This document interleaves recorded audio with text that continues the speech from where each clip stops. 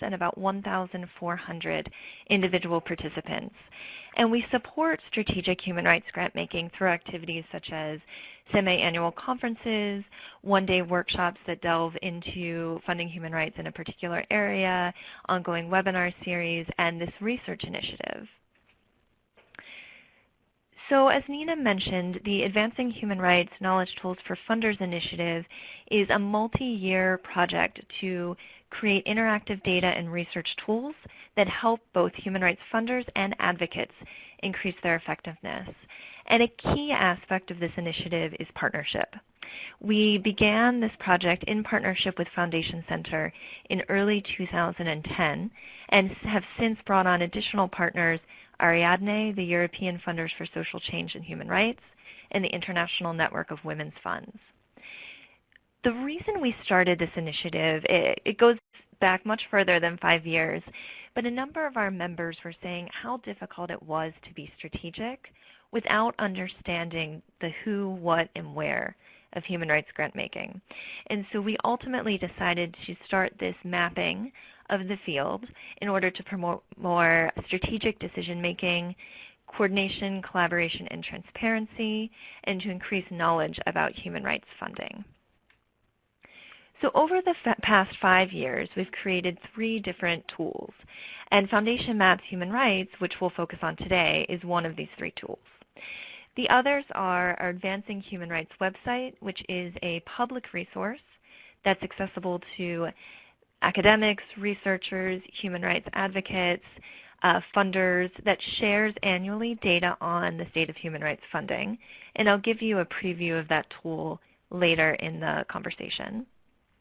As well as our Advancing Human Rights reports, which are also public resources. These are analyses that we create each year to look at how much funding went to human rights first in 2010, 2011, and I'm excited to share that just in 2 weeks, on July 16th, we'll launch our latest research on human rights funding in 2012. You'll see also on this slide that I mentioned that Foundation Maps Human Rights is a member-only tool. So I will show you a little bit about the tool today, but we're not doing a live demo based on the fact that primarily due to security concerns, but I'll also explain why we ultimately decided for this to be a member-specific tool. Before we delve in any further, I would love to hear from all of you on the call, why you were interested in joining today's conversation. I'm just curious on, if you're thinking about creating your own custom versions of Foundation Maps, if you're engaging in your own research on funding in your respective fields. So if you could just jump in and share some of the reasons why you joined the call. If you have muted yourself on your phone, you can just press *#. Otherwise, just feel free to jump in. So before we unmute everybody so they can jump in, this is Nina again. I'm just going to just quickly reiterate the housekeeping items I mentioned in the beginning for anyone who's just joined us.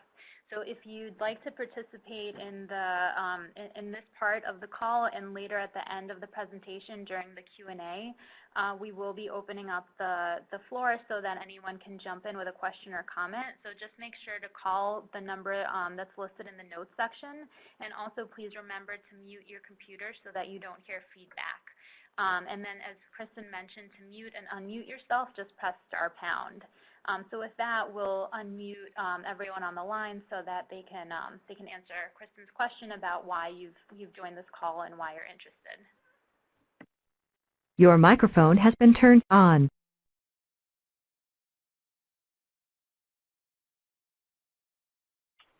Hi, this is Kathy Sessions from the Health and Environmental Funders Network. I'm interested in seeing what you're doing because we're always considering what more or better we could do for environmental health and justice funders. Thanks. Great. Thanks so much, Kathy. Anyone else?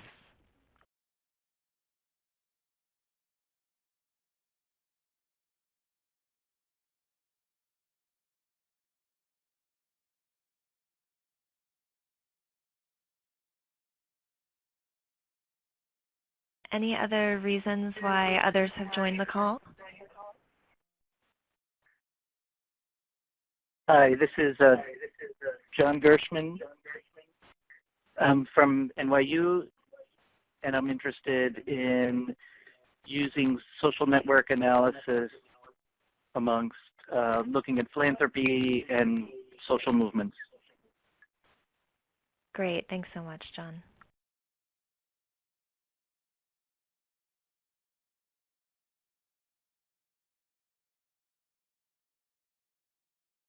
Any other reasons for joining the conversation?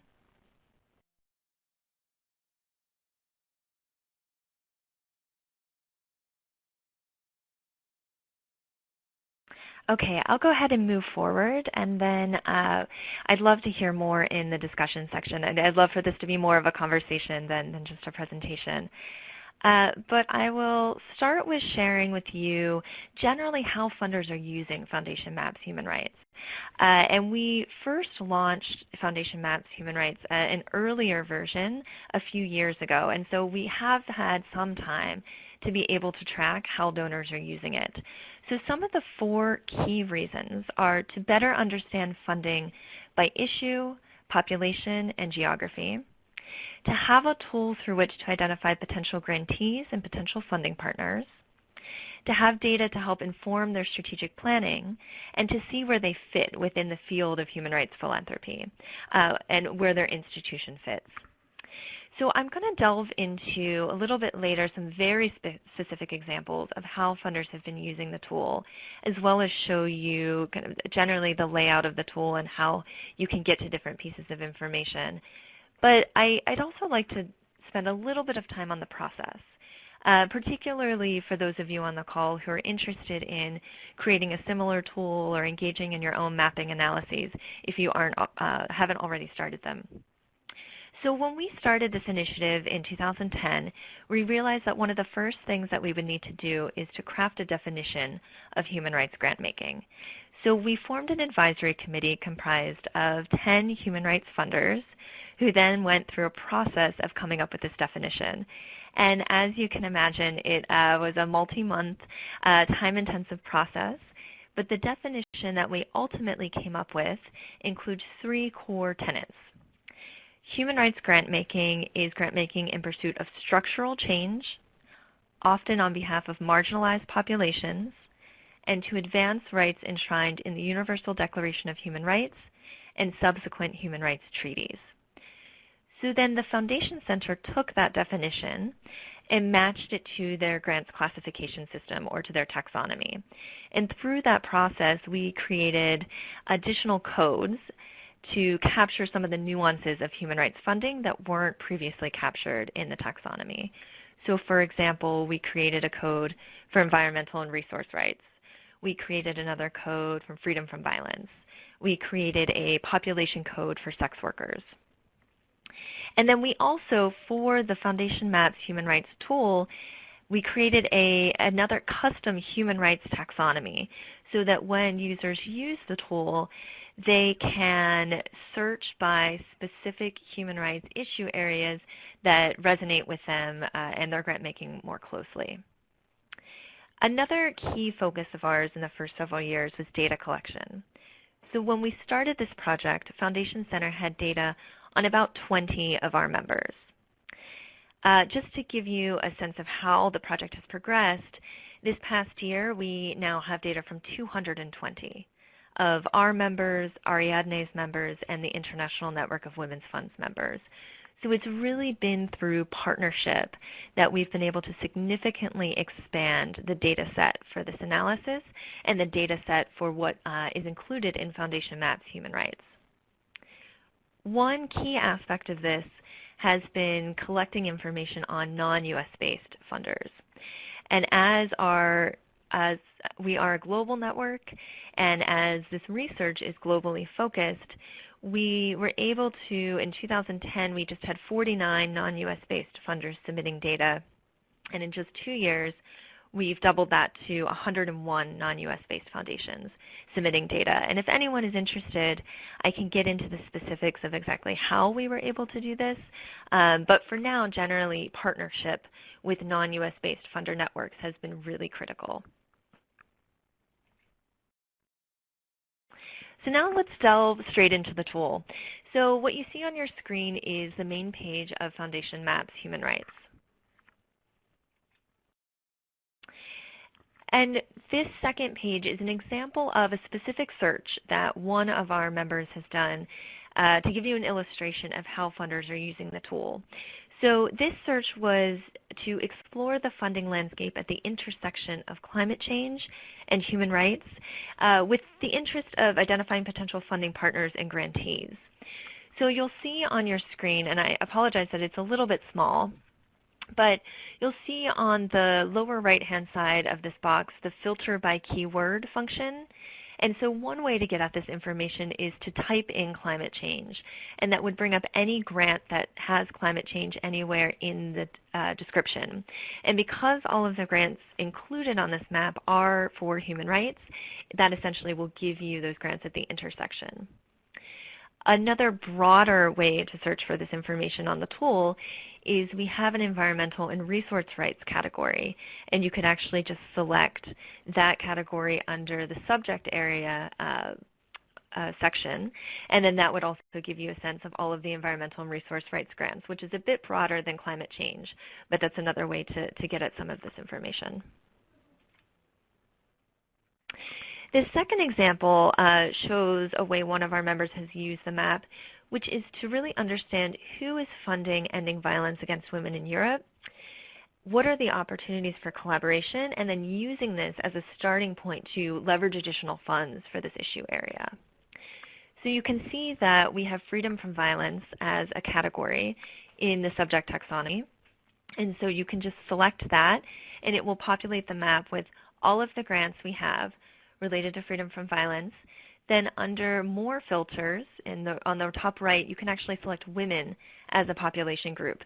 So the map enables you to search at the intersection of populations and issues, which is something that has been incredibly important for human rights funders. As a third example, this is a funder who is interested in better understanding which funders support LGBT rights in Europe in order to inform their own research, their own mapping research that they do on the funding landscape. So again, this screen shows you that you can select LGBTQ as a population under the more filters, and the map will populate who the funders are, how many there are. If you look in the list view on the left-hand side, you can actually delve into each grant and look at the description of each grant as well. So it's really been a great tool for our members to identify other funders to collaborate with, as well as prior to conducting site visits, looking at other NGOs that they might want to meet with while they're in that particular location. This screen shows another real-life example of how a funder has used the tool, which is to understand the landscape of human rights funding in Brazil comparing locally based funders and international donors. So you're able to search on the map also by where foundations are based, and you can see that we have data from 6 funders based in Brazil. And after looking at this tool, the funder was then able to say, okay, this is the amount coming in from funders based locally, and use that as an advocacy tool among other Brazilian foundations to encourage them to support human rights, recognizing that there needs to be more local support. Another way that as a network that we've used this is to see who else is funding human rights that isn't currently involved in IHRFG, Ariadne, or the International Human Rights Funders Group. And this was a big surprise for us. We found when we first created this custom version that there were a number of funders who are making grants that met our definition of human rights, but were not included in our membership and we hadn't engaged with previously. So we haven't been proactively using this information yet. As a network, generally, funders come to us by word of mouth, but we really see it as an opportunity to identify some of the lesser-known actors and ultimately to grow the field. And you'll be able to see on this next screen that a custom adjustment we made to the Foundation Maps platform for the human rights version of the map is that we added a tag through which you can look at IHRFG, Ariadne, and INWF members. And we also have a tag for women's funds. So if you're particularly interested in looking at the landscape of funding for women's funds, you're able to choose that tag and then delve deeper into the map. Two other ways I wanted to highlight that we're using the tool internally is in our role as a matchmaker. So as a network with a kind of bird's eye view of the full human rights funding landscape, we often play a matchmaking role among members. We hear from one member that they're interested in starting to fund in a particular issue area, but they're not sure who else is actively funding in that area. The map is something that they can either go to themselves or we can go to pull a list of funders that we recommend they reach out to start to talk about strategy for funding in that context. And then another way we use it is just in answering member questions. We constantly have inquiries from members about funding in particular areas. And so this has been an invaluable tool. I'd say I'm on it probably almost every day to support our members. And then a third way that I would just highlight is in all of our programming is member-led. And so all of our conferences, all of the sessions are proposed by members. But one of the ways that we can support them in those sessions is that we can pull data from the map and share that with them so that they can use that information to bolster the arguments that they're making within their conference sessions or if it's a webinar or telebriefing. So a few other examples because I found one of the things that's been so helpful for us as we continue to develop this project is understanding exactly how members are using it. So a couple other examples to share with you. Some funders have used the tool to understand funding flows to emerging economies. So when we often talk about Brazil, Russia, India, China, Mexico, Turkey as kind of one group of emerging economies, when we look at funding for human rights to each of those countries, how does that compare? And are there countries among that group that are receiving significantly less funding for human rights? And so that's one area that members have delved into further using the tool. Another is looking at the Ngo landscape in Ukraine, and this is a funder who was considering supporting there but wanted to kind of scope out opportunities, look at potential grantees, and so the map served as a really useful tool for that. Another way is a U.S.-based funder that really doesn't self-identify as a human rights grant maker, but we had informed had made grants that fell within the research. They used the map to spark internal conversation within their institution about why they don't use rights language, but we see it as a rights grant. Another way that several foundations have used it is to help their boards really understand where their institution is situated within the broader funding landscape. And then just a final way that I'll highlight is some funders have also used it to align their internal data coding and management systems with our codes. As we ask foundations to submit their data every year, some have found that it's easier to align the way they tag their grants internally with the way that we code it for this research. So from there, I will jump into some of the lessons learned from the research and then really want to get into a discussion and happy to answer any questions you have about process, about the tool, about plans moving forward. So one of the key tensions that we've been navigating through this project is this idea of security and within human rights, and that we exist in a constantly changing context and really seeing increasing repression against human rights activists across the globe. We've grappled with how much data to share and how much data we need to ensure is not seen by our broader audience due to safety concerns. And with that, we found that some funders have submitted data that was safe to share at the time, but context changed very quickly, and 4 or 5 years down the road, that data may no longer be safe to share broadly. And so we are now in the process of thinking about how can we proactively try to identify areas of concern. How do we ensure that we are communicating in a way that ensures the safety of grantees, that also enables meaningful analysis that allows the field to be more strategic and transparent. And one way kind of related to this that we've found that funders are using the tool that I would caution for anyone else who is thinking of developing a custom version is actually using some of the data on the map in terms of total amounts to inform their own research analyses. And one of the things that we have realized is the information on the map does not take out re-granting. So if a funder grants to another funder who then grants to an NGO, all of that activity is reflected in the map. So when using and pulling out information about total dollars to a particular issue or to country, that information, it might overestimate the amount of funding. And in the research we do, we take out that double counting. So we always try to ensure we're communicating to members not to pull information specifically from the map in terms of total dollars to a particular issue, population, or geography.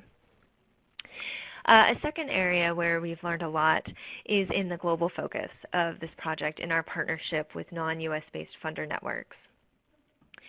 So as I mentioned earlier, we have focused a lot of time and resources on encouraging non-US-based funders to submit data and really building a culture of ongoing data submission. And the requirements for non-US-based funders are very different for US-based. US-based foundations are required to report their grant-making publicly, whereas that's not the case in a lot of other contexts.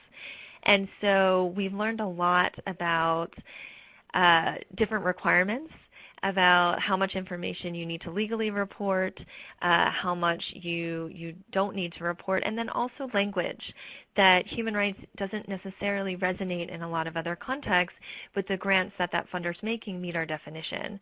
And so we've learned to focus on the specific issues that are being supported rather than getting caught up in solely human rights language. Some cases funders use social change language, social justice, or human dignity. And so we focus really on the specifics of what we're talking about when we share this with a broader global audience. And then the third area that I wanted to highlight is focusing on member use. So I'd say this is our number one tip for anyone considering creating their own custom version or engaging in their own mapping is planning to spend significant resources into encouraging uptake of the tools. So really spending time training, in our case, foundations for this tool, but training your audience in using the tools, how to apply it, and working with them in a hands-on way.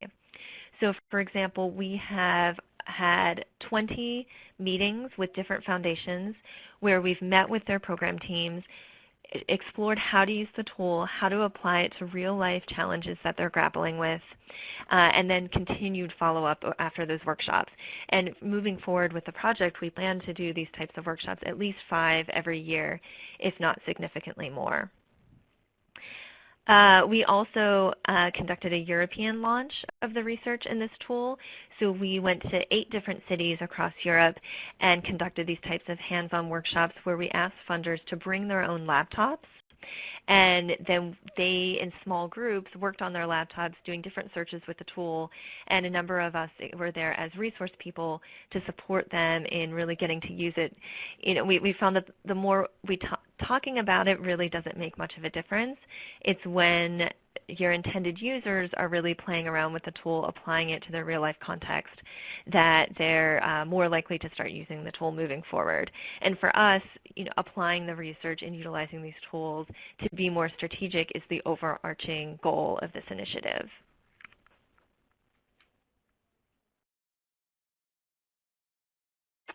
So I wanted to very briefly, before we jump into the discussion, highlight the other tool that I mentioned we have, which is our Advancing Human Rights website. And as the Foundation Matt's Human Rights platform is a member-only site, we wanted to be sure to create a tool that the entire field could use to really understand funding flows. So last July, we launched this interactive website where you can look at funding by region, by issue, and by population. And so this image just shows you a snapshot of what the issue search page looks like.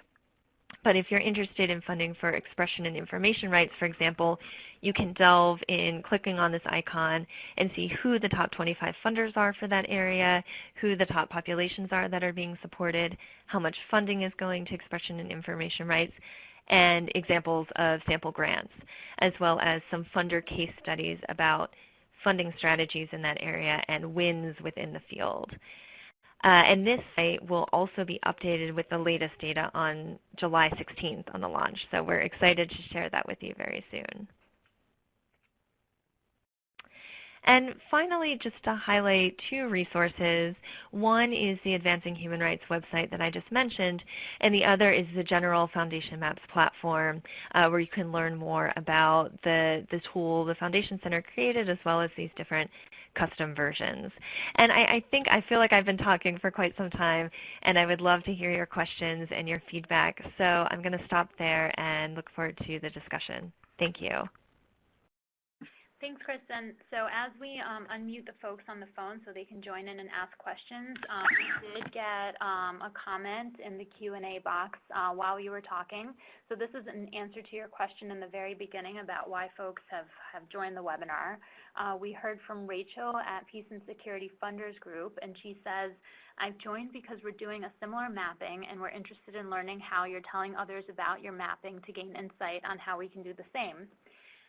So again, if folks want to type into the Q&A, we can always read out questions and comments that way, but preferably if you've joined us by phone or the audio on your computer and have a mic on your computer, please just feel free to speak into your phone or computer and join the discussion that way. So we've unmuted everyone now.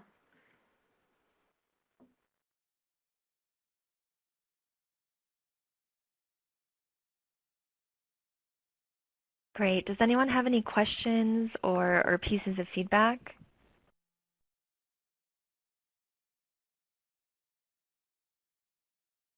Kristen, this is Stephen Lawrence, Hi. Foundation Center. How are you? I'm well. How are you? So I've got a question. It wasn't a plant, but I'll ask it anyway. So have funders ever been surprised when they see their data illustrated in Foundation Maps, and how have you handled that? That's a really good question. So they have been. So one thing, as I mentioned, we were doing these European workshops and have been going to Foundation offices. We show them how their grant making shows up on the map. And there have been some cases, I would say first, they're really excited. And they kind of love seeing everything in one place. And then there's also been surprise about sometimes how their grants are coded. And when we go back and look at the descriptions that they submitted to us, we can see that the description might say for general support. But the grant in their mind was in support of human rights defenders. And so because Foundation Center staff code based on grant descriptions, that has actually given us an opportunity to work with the funder to submit more detailed grant descriptions so that we're able to capture, in that case, funding for human rights defenders. And it's another way for us to really understand the work of our members as well. We are in constant conversation with members, but this gives us another lens through which to understand. And then when we engage in conversation, we have all of this data to inform that conversation.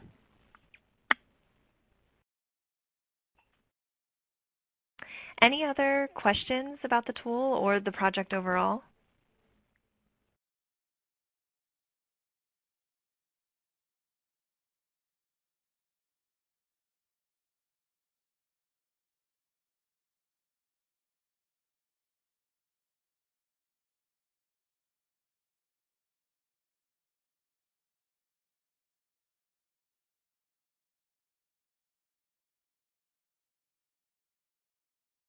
Then I have a question for some of you. For those of you who are, oh, go ahead. Hi, this is Kathy Sessions. Can you hear me? Yes, I can. Hi. Hi, Kathy. Hi, thank you so much for sharing this great tool. A couple of things have come up for us as we have looked at these projects in the past. One is cost, so I'd be interested in hearing from you all, both kind of ballpark about your budget and also how you raised the funds for it, or if you did that from general support. And the second is about the fact that most of the data is at least a couple of years old. A number of our funders have told us they would be most interested in what people are funding now or getting ready to fund as opposed to where the money was a couple years ago. So I wondered if you could address those things. Absolutely. So in terms of cost, just generally, the project budget, because this is just one aspect of it, we cover a number of other things through the project budget, but we do fundraise specifically for this project. So we have a number of donors, Ford Foundation, Open Society Foundations, Oak Foundation, in the past Levi Strauss Foundation, Humanity United, who have specifically supported this project. We also do, both of us, cover some out of general support, and Foundation Center has been very generous in covering some of its time out of general support as well. In terms of foundation maps, the costs associated with the custom version, the first cost was kind of a one-time customization fee because as I mentioned, we added a number of specific things to the map that don't exist in the general platform. And then as well, there's an annual licensing fee for using the platform. And I'm happy to share more specifics with you after the call as well. And then in terms of the data being a few years old, this is definitely one of our biggest challenges. And we are actively working to kind of decrease the gap in between when our research is released and when grants are made. And so for the broader research, as you heard me mention, we are releasing 2012 data in 2015. And that's too much of a gap for us, and we are both Foundation Center and IHRFG really working so that next year we'll release 2 analyses so that we'll end up with only a 2-year gap. Now that's for the reports, but for foundation maps, the data is updated weekly. So as we receive data from funders and it's then processed by Foundation Center staff, it's then uploaded into the map. So the map actually provides a more recent picture than the reports that we release. And so we already have, for example, some 2014 data in the map. Whereas the report for that, won't come out until 2016. There still definitely is a gap. Another way we're hoping to decrease the gap is through building this culture of annual data submission. The first data that we collected for this project was on 2009 and 2010 grant making, and we're now wrapping up 2014 data collection. So we've noticed that each year the process is a bit easier, it takes a little bit less time, more funders are submitting data, so we're just hoping as we move forward that will continue to be the trend. Great, thank you so much.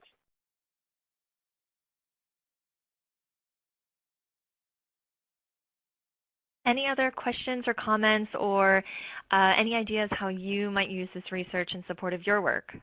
We'd love to hear that as well.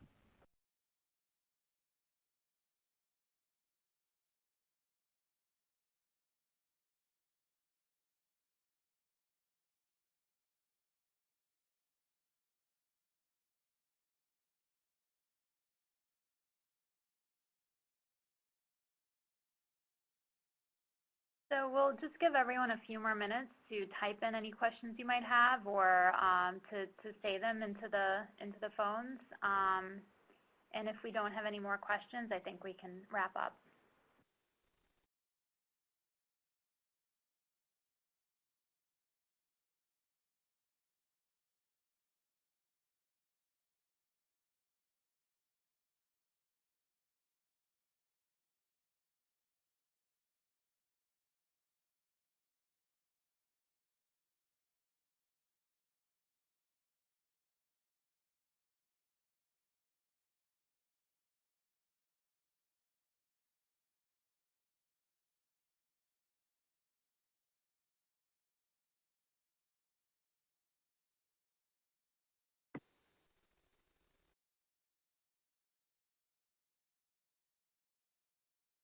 Hi, Kristen. This is Amanda. I'm curious, which is the most, what are the more popular searches you get asked to perform with the tool? What kinds of subject areas seem to be of most interest to the members?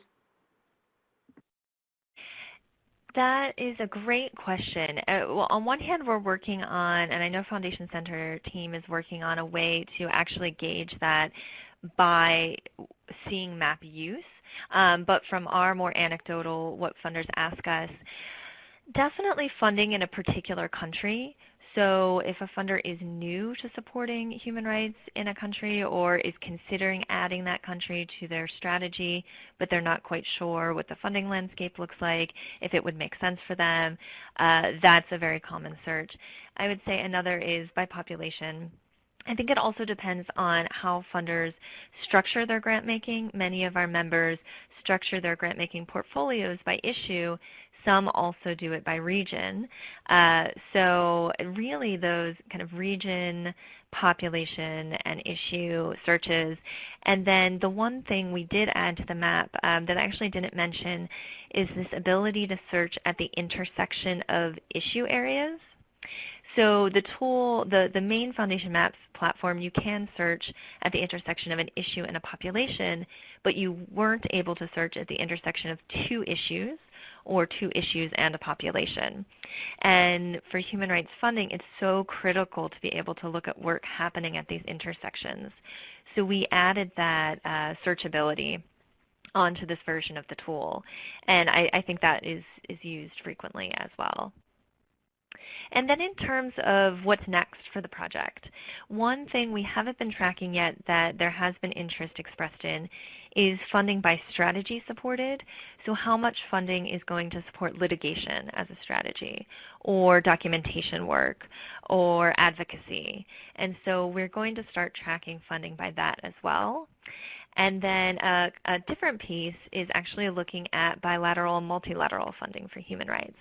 And so to date, we've been tracking foundation funding, but recognize that that's just one piece of funding for the overall human rights movement. And if we are very concerned about promoting the sustainability of the field moving forward, we really need to understand the roles of all of these other actors. And so we're in the process now of analyzing information about bilateral, multilateral support for human rights and thinking through how we're going to visualize that information on the main Advancing Human Rights website. Thanks, Kristen. So another question came through on the Q&A box. Rachel was asking, how frequently are funders/members using the system? Are you able to get a clear sense of the extent to which it is being used?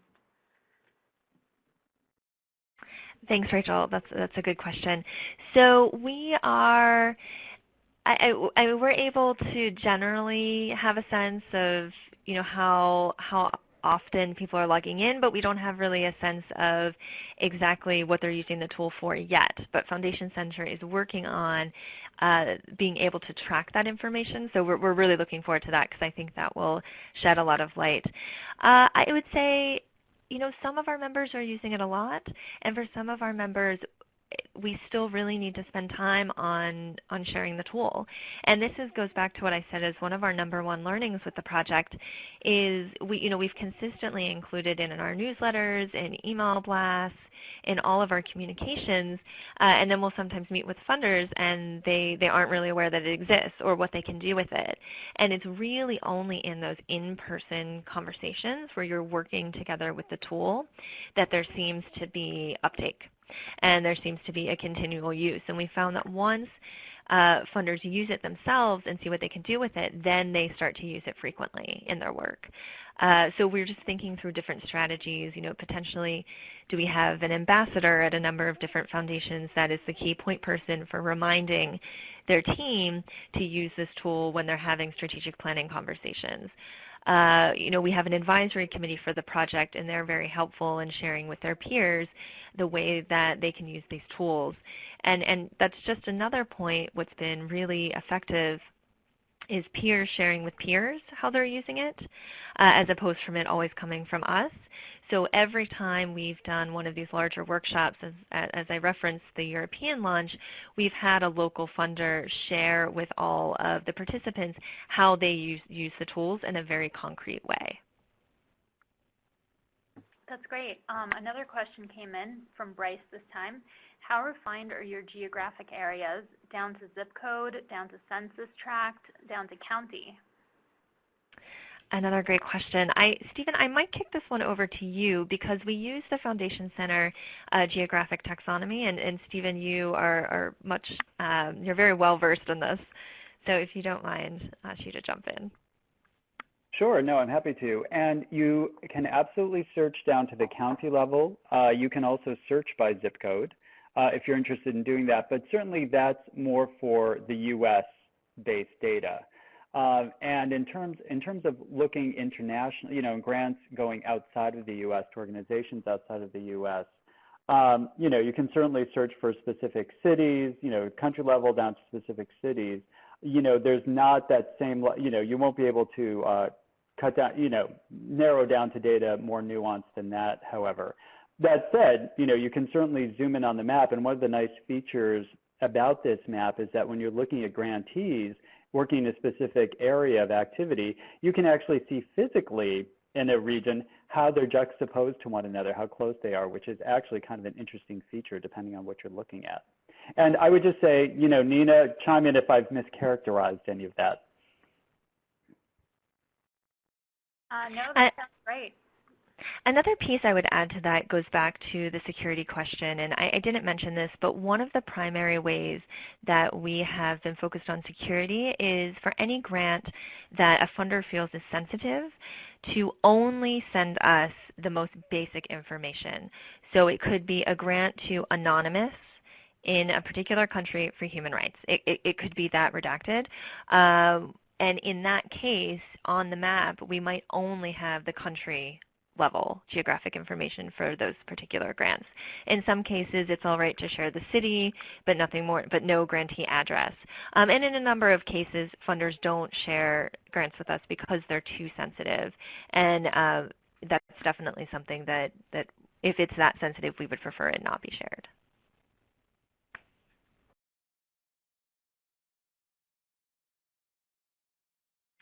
Any additional questions?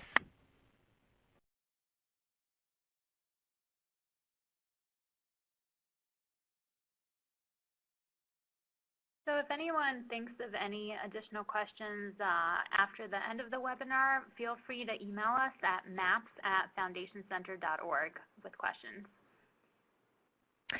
And I would say I'm also very happy to chat with anyone who has additional questions about the overall project, any other funder networks, working on their own tools that it would be helpful to chat a little bit more. And I would say also, when we started this process, we conducted a feasibility assessment, and we spoke with a number of other networks that have conducted similar mappings, and we learned so much from all of them. So I think it's great to just be able to share experiences and learnings along the way as well.